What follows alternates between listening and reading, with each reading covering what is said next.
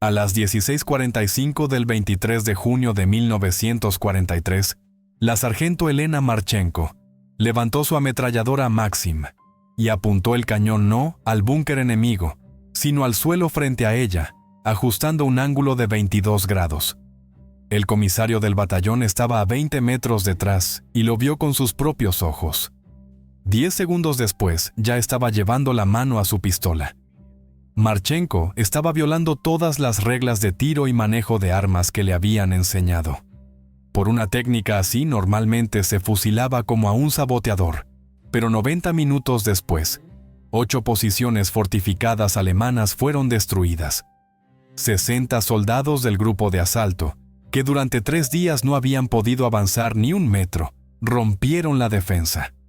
32 soldados sobrevivieron gracias a un método que los reglamentos militares llamaban traidor. Marchenko sabía exactamente lo que hacía. Entendía una física que otros ignoraban. Veía cosas que los oficiales de las academias militares no notaban. Y estaba dispuesta a morir para demostrar que tenía razón, porque antes había visto cómo 23 de sus compañeros murieron atacando los mismos búnkeres con métodos tradicionales. El suelo cerca de Oboyán estaba formado por capas de piedra caliza cubiertas por 30 centímetros de tierra negra. Los alemanes conocían bien ese terreno. Construían los búnkeres pensando en el fuego directo de las ametralladoras soviéticas. Cada posición estaba colocada para que las balas golpearan el hormigón en un ángulo obtuso y rebotaran hacia arriba sin causar daño.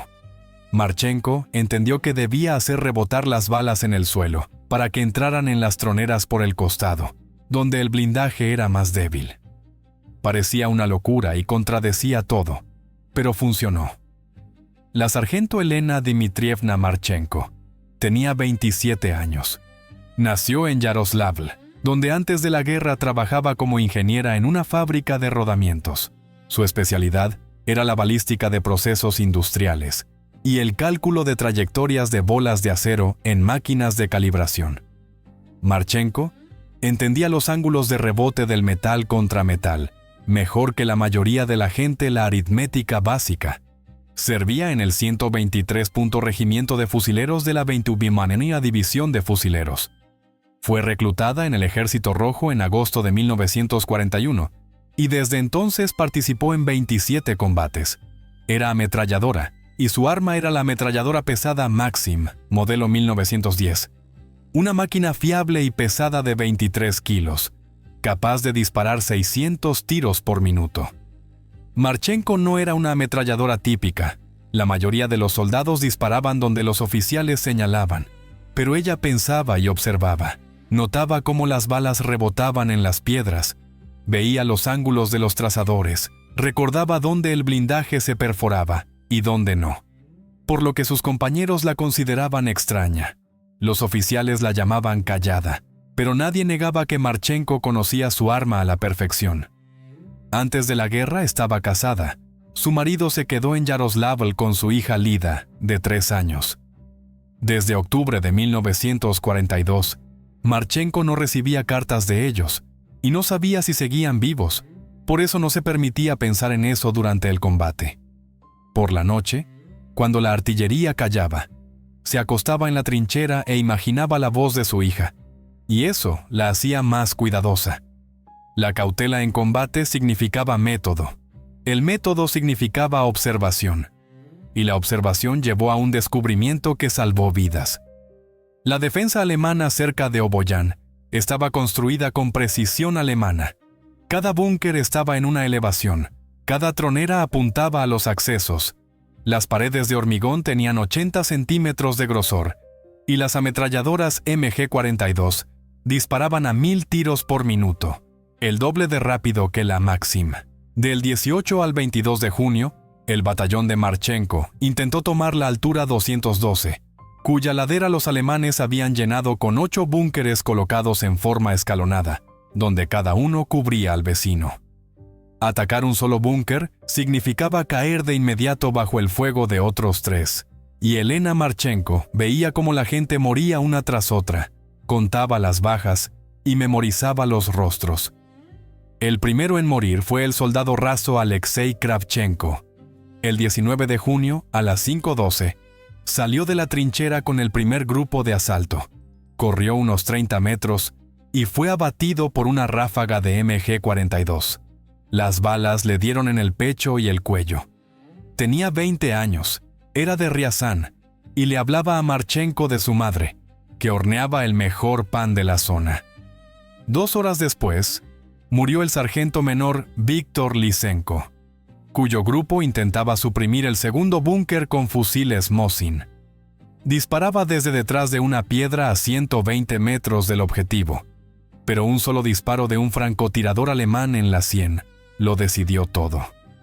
Lysenko había combatido cerca de Moscú y Stalingrado. Sobrevivió a 38 combates, pero el 39º fue el último. El 20 de junio murieron juntos el cabo Nikolai Rudenko y el soldado Piotr Gaidai, que llevaban un fusil antitanque PTRD e intentaban perforar la tronera con una bala perforante de 14,5 milímetros. A 80 metros los alcanzó una explosión de mortero. Rudenko, nacido en Oboyán, soñaba con ser maestro después de la guerra, y Gaidai quería volver a Novgorod y ver otra vez el río Neva. Para la noche del 22 de junio habían muerto 23 soldados, otros 31 estaban heridos, y la altura seguía en manos alemanas. Marchenko analizó las causas y vio que los ametralladores disparaban directo a las troneras. Las balas golpeaban el hormigón ultrarresistente casi en ángulo recto. Se aplastaban o rebotaban, y ni siquiera los impactos dentro funcionaban por las placas de acero adicionales al frente. La teoría del fuego de supresión parecía correcta, pero en la práctica solo aumentaba las pérdidas. Los alemanes esperaban el cambio de cintas y barrían a los atacantes, dejando los cuerpos a 50 metros de los búnkeres. La noche del 22 de junio, a las 23:08, Marchenko yacía en la trinchera pensando en la fábrica de rodamientos, en las trayectorias de las bolas de acero, en los ángulos correctos de rebote del metal, en los compañeros caídos, y en que al día siguiente habría otro ataque si no se encontraba otra manera. Recordó el terreno irregular frente a los búnkeres, las losas de piedra caliza de las que las balas rebotaban en combate y volaban en arcos, y por primera vez comprendió: si se dirige el rebote a propósito, disparando no a la tronera sino al suelo delante del búnker con el ángulo correcto, las balas pueden subir y entrar por abajo o por el costado, donde no hay blindaje reforzado. Esto contradecía todas las instrucciones y amenazaba con un tribunal militar, pero Marchenko conocía la física. Una bala de 7,62 milímetros de la Maxim conserva energía después de un rebote con un ángulo de hasta 30 grados, y la piedra caliza es lo bastante dura como para no absorber el impacto. No estaba segura del resultado, pero sabía con certeza que el método antiguo no funcionaba. Así que fue a ver al comandante de la compañía, Igor Chernenko, quien la escuchó en silencio y, tras sopesar las pérdidas y el riesgo, permitió un único intento al día siguiente a las 16:45. Después de eso, Marchenko volvió a la trinchera y, bajo el lejano estruendo de la artillería, sin dormir, volvió a calcular ángulos una y otra vez, armando la solución por partes, como un mosaico. Disparó 50 cartuchos en ráfagas cortas de 5 a 7 tiros, y la mayoría de las balas golpearon el hormigón alrededor de la tronera y rebotaron hacia arriba. Solo 3 entraron dentro, sin detener al ametrallador alemán. Pero Marchenko notó un detalle extraño. Una ráfaga pasó más baja. Las balas golpearon una piedra delante del búnker. Los trazadores subieron bruscamente en un ángulo agudo y pasaron a la izquierda de la tronera, y una bala dio en la pared lateral, no en el blindaje frontal. Pensó en ello, porque las paredes laterales de los búnkeres eran más delgadas, unos 50 centímetros, sin placa de acero. El segundo fragmento de la solución apareció la noche del 20 de junio, cuando, observando el campo con prismáticos, Marchenko vio una motocicleta BMW R-75 destruida frente al quinto búnker y marcas de balas que habían entrado de abajo hacia arriba, es decir, después de rebotar en el suelo. El tercer elemento se formó la noche del 21 de junio, cuando, sin dormir en la trinchera, recordó la fábrica y la máquina de calibración, donde las bolas de acero rebotaban perfectamente del canal con un ángulo de 25 grados, y trasladó esos cálculos a la bala de 7,62 milímetros de la Maxim, que con el ángulo correcto debía conservar energía tras golpear la piedra caliza. Calculó rápidamente la distancia, la altura de la tronera, el ángulo del cañón y el punto de mira en el suelo a 8 metros delante del búnker, entendiendo que la bala debía entrar por abajo, donde no había blindaje reforzado. Se convenció del todo la mañana del 22 de junio, al examinar un T-34 dañado con marcas típicas de balas en el blindaje inferior, que también habían llegado tras un rebote. Todas las piezas encajaron, y Marchenko empezó a preparar la ametralladora. Limpió a fondo la Maxim, revisó cada tornillo, llenó la camisa de agua y preparó 6 cintas, 1500 cartuchos. Sabía que corría un riesgo, porque el comisario Simin no toleraba desviaciones del reglamento, pero después de 23 compañeros muertos, no podía permitir nuevas pérdidas. A las 16:30 se le acercó el teniente mayor Chernenko y le recordó que solo habría un intento, y a las 16:45, bajo la cobertura de una breve preparación de artillería, Marchenko cargó la primera cinta, apuntó el cañón no a la tronera sino al suelo delante del búnker, sintió la mirada del comisario a su espalda, respiró hondo y apretó el gatillo. La Maxim se sacudió. Los trazadores golpearon la piedra, saltaron chispas y las balas subieron en arco. 7 de ellas entraron en la tronera por abajo y por el costado, haciendo callar la MG-42. Luego, una segunda ráfaga suprimió el búnker por completo, y detrás se oyó la orden de Chernenko. La infantería avanzó. No perdieron a nadie. 40 metros bajo fuego intenso y ni un solo muerto, algo que parecía increíble. Elena Marchenko no esperó órdenes y giró rápidamente la ametralladora 30 grados a la izquierda, donde a 150 metros estaba el segundo búnker. Delante, el terreno era más llano, pero vio 3 piedras grandes y eligió la del medio, a 9 metros de la fortificación. Tuvo en cuenta la altura de la tronera, 1,30 m, y el ángulo de menos 21 grados, y disparó una larga ráfaga de 20 cartuchos. La mitad se fue a un lado, pero 10, tras el rebote, dieron en el blanco, haciendo que la MG-42 se ahogara y disparara de forma insegura. Una segunda ráfaga igual la hizo callar del todo. El segundo búnker quedó suprimido y, por orden de Chernenko, otros 12 soldados avanzaron, llegando a la fortificación con un herido y sin muertos. El comisario Simin se acercó a Marchenko con la pistola en la mano y gritó que estaba disparando al suelo. Ella lo confirmó con calma, sin apartar la vista del punto de mira, explicando que precisamente por eso los búnkeres estaban en silencio. Cuando Chernenko asumió la responsabilidad y pidió permiso para continuar, Simin, al ver el resultado, lo permitió sin guardar la pistola. Marchenko giró la Maxim hacia el tercer búnker a 130 metros. Eligió una veta de piedra caliza a 7 metros delante, y con ráfagas de 15 cartuchos, hizo callar rápidamente la MG-42. El reloj marcaba las 16:51. En 6 minutos, 3 búnkeres habían sido destruidos sin bajas. Después actuó con la misma frialdad y precisión. El cuarto búnker a 160 metros, 2 ráfagas. El quinto a 145, una ráfaga larga. Las cintas se cambiaban automáticamente en 4 segundos.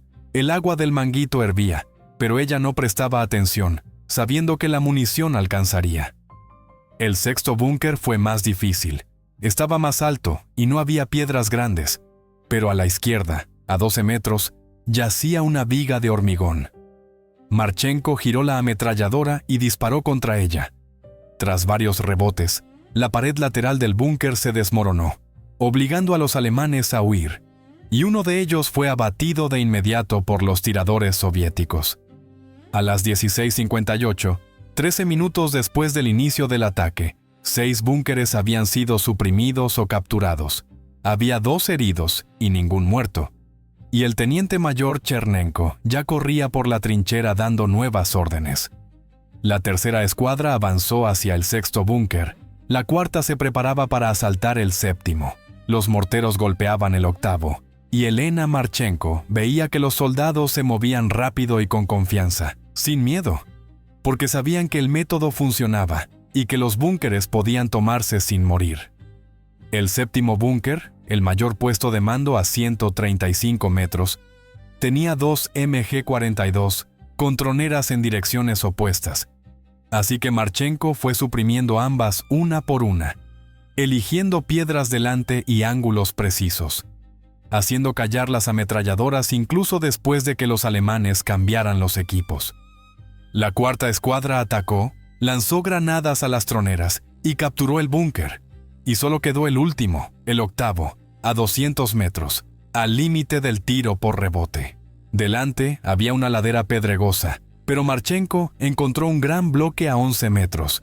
Eligió el ángulo máximo, corrigió el fuego y con ráfagas largas, cubrió el búnker con rebotes hasta que el hormigón empezó a desmoronarse y la MG-42 quedó en silencio definitivo. A las 17:15, media hora después de comenzar el ataque, los 8 búnkeres habían sido destruidos o capturados. La altura 212 fue tomada sin ningún muerto y solo con 4 heridos. Cuando la ametralladora cayó y el cañón crujía al enfriarse, se oían gritos de ¡hurra! Los soldados se abrazaban y lloraban de alivio, y el comisario Simin, guardando la pistola, solo le dijo a Marchenko que era o una genio o una loca. El teniente mayor Chernenko la agarró de los hombros, gritó que había salvado a la compañía y al batallón, y salió a asegurar las posiciones. Marchenko, quedándose sola, enfrió el cañón con agua de la cantimplora y mirando el campo sin cuerpos, recordó a quienes no pudo salvar, pero entendió que ese día había salvado la vida de otros, y eso era lo más importante. Hablaba de forma clara y breve, como una ingeniera en una presentación y no como una soldado. Krylov escuchaba con atención, Orlov tomaba notas, Chernenko asentía y Simin guardaba silencio con el ceño fruncido. Cuando Marchenko terminó, Krylov le pidió ver los cálculos, y ella sacó del bolsillo un cuaderno de soldado común, donde estaban dibujados con cuidado los esquemas de trayectorias, los ángulos de caída y rebote, las distancias y las alturas. El coronel estudió las notas durante unos minutos, y luego le preguntó si era ingeniera, y al oír la confirmación comentó que eso explicaba muchas cosas. Reconoció que el método contradecía todas las instrucciones, pero funcionaba, y preguntó en qué condiciones podía aplicarse.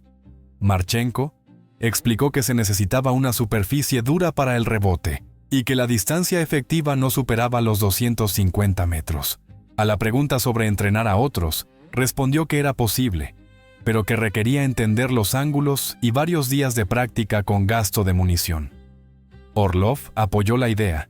Simin reconoció la eficacia del método, y Krylov, mirando el mapa con decenas de fortificaciones alemanas, decidió encargar a Marchenko el entrenamiento de los ametralladores del regimiento, liberándola de las guardias de combate durante 3 días y asignando 5,000 cartuchos. También prometió proponerla para una condecoración, y Marchenko solo asintió en silencio. El entrenamiento comenzó el 24 de junio. Reunió a 23 ametralladores en un campo de tiro detrás del frente. Empezó con una breve teoría sobre la física del rebote, y luego pasó a la práctica, mostrando en un modelo de búnker cómo el ángulo correcto daba impactos seguros. Al principio los soldados se equivocaban. Unos elegían un ángulo demasiado alto, otros demasiado bajo, pero Marchenko corregía a cada uno con paciencia, explicaba los errores y literalmente guiaba sus manos. Al final del primer día, 8 ametralladores ya acertaban al objetivo con seguridad, y a la mañana del segundo día ella complicó los ejercicios, enseñando a trabajar contra 2 objetivos y a elegir bien las superficies para el rebote. Explicaba de forma simple y clara: la piedra caliza es mejor que la arenisca, el granito es más eficaz que la caliza y el hormigón da el mejor rebote. Ya al final del segundo día, 15 ametralladores dominaban el método lo suficiente como para acertar desde hasta 200 metros en 7 de cada 10 intentos. El tercer día se dedicó a condiciones cercanas al combate. Disparos con munición de fogueo sobre las cabezas, ruido, humo de paja húmeda ardiendo, presión y caos. No todos lo soportaron, pero 19 soldados llevaron sus habilidades a nivel de combate, mientras que a 4 Marchenko les recomendó quedarse con el tiro estándar.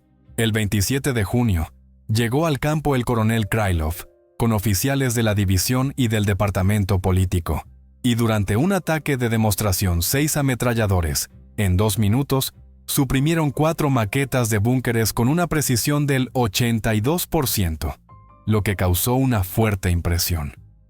A la pregunta del mayor Tigonov, Marchenko respondió que el método servía no solo contra búnkeres, sino también contra infantería en trincheras o contra vehículos, siempre que hubiera una superficie dura. Ya el 28 de junio, los ametralladores entrenados regresaron a sus unidades con sus esquemas, y el 29 de junio el método se usó por primera vez en combate cerca de Starodub, donde el cabo Mikhail Voronov, en 18 minutos, suprimió 3 búnkeres, reduciendo las pérdidas varias veces, y Stepan Kozlov rompió la defensa sin un solo muerto. Para finales de julio, todo el regimiento y las unidades vecinas usaban el método, reduciendo las pérdidas del 32 al 9%. El 1 de agosto llegó al cuartel general de la división una comisión encabezada por el general mayor Georgi Belov, y el 3 de agosto llamaron de nuevo a Marchenko, esta vez al cuartel divisional en Starodub, donde durante 40 minutos explicó su método en detalle ante decenas de oficiales, respondiendo preguntas y escepticismo. Cuando el coronel Morozov preguntó por qué no se había descubierto antes, Marchenko respondió que la razón estaba en la doctrina estándar de fuego directo y en la falta de pensamiento técnico. Y ante la pregunta final de Belov sobre la posibilidad de una aplicación masiva, entendió que su respuesta decidiría el destino del método. Respondió que el método podía simplificarse mucho para un entrenamiento masivo. Los ametralladores no necesitaban cálculos exactos, bastaba con memorizar reglas básicas. Para 150 metros, ángulo menos 20 y una piedra a 9 metros delante del objetivo. Para 200 metros, menos 17 y una piedra a 11 metros. Todo eso podía reunirse en una tabla que se aprendía en un solo día. El general mayor Belov estuvo de acuerdo. Encargó al coronel Morozov preparar esa tabla y anunció la decisión. El método de Elena Marchenko sería incluido en el programa de entrenamiento de los ametralladores del Ejército Rojo, con un manual para todas las unidades de instrucción a partir del 1 de octubre, y cursos para los combatientes en activo. Le informó a Marchenko de la concesión de la Orden de la Estrella Roja, del ascenso al grado de suboficial mayor y de una comisión de 2 meses al Departamento de Entrenamiento de Combate para desarrollar el manual, explicando que su trabajo en la retaguardia salvaría más vidas que una sola ametralladora en el frente. Ella aceptó la orden sin alegría, y el 7 de agosto partió hacia Moscú con una sola mochila, dejando el regimiento con el que había combatido. El viaje duró 3 días, y el 10 de agosto vio una capital agotada por la guerra, con ventanas selladas, erizos, antitanque en los cruces y cañones antiaéreos en los techos. Desde el 11 de agosto, Marchenko comenzó a trabajar con un grupo de instructores, enseñándoles el fuego por rebote y dictando al mismo tiempo los materiales del manual con esquemas, tablas y fotografías. A finales de agosto, el documento estaba listo y aprobado.